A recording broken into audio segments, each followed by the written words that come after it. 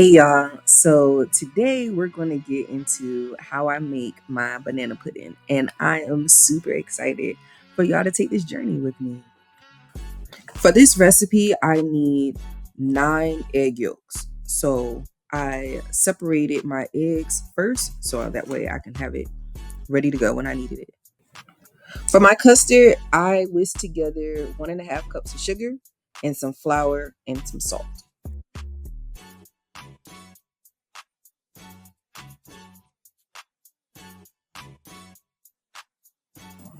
At this step, you want to gradually whisk in the milk until it's smooth. Make sure that you keep your heat at medium. You do not want to burn any of your ingredients.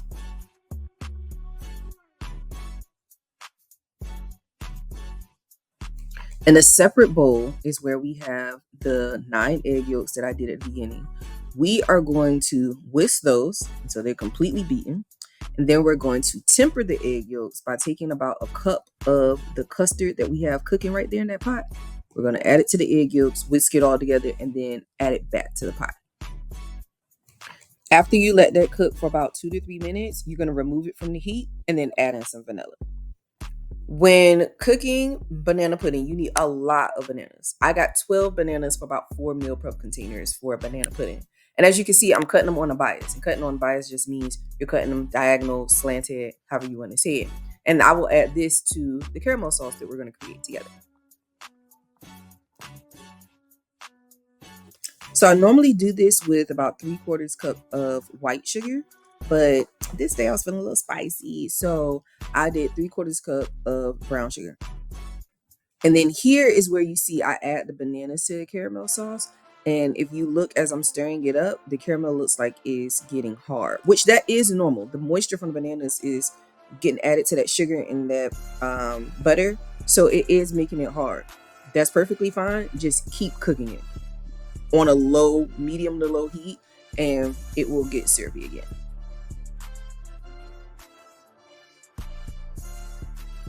So my best friend had this bright idea that we add some cake pieces to the bottom. I've never did this before, but it looked fun, so we did it. So we got some of these have Biscoff cookies, some of these have pecan sandies because that's like my favorite cookie, and then some of them have both.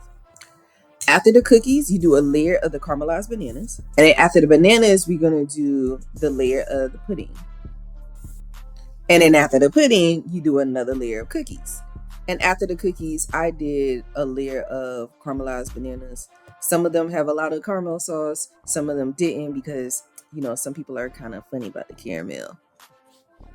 This recipe is on my website, alanteskitchen.com. If you make it, please send me a picture. Please tag me in the video. I definitely want to see it. And let me know what you think. Do you like it? Last thing I'm going to add, this recipe is also amazing if you make it with rum. So when you caramelize bananas, add a little bit of dark rum to it. It's going to be good. Let me know if you try it that way. All right, bye.